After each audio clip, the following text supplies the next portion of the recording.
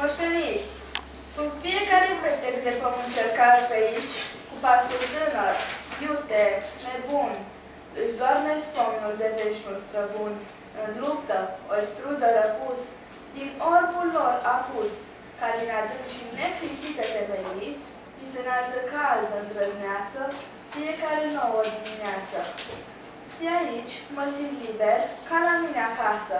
Ardealul își întinde pe-a țării masă, inima fără pereche, ca pe o rară, ruptă, sângerată, cronică străveche.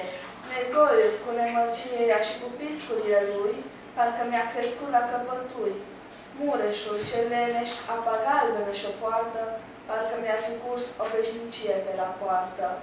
O, câtă neîntreruptă sângerare pentru tine, Ardealule, în lupta asta spre mai bine. Dar nu mă plâng.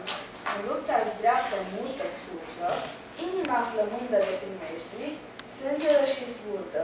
Și poate într-o zi putea va ști oricine, pe șesuri muntenești, pe plaiuri carpatine, că n-a lui Horia țară, Jedlania e o cară și plânsul e o rușine.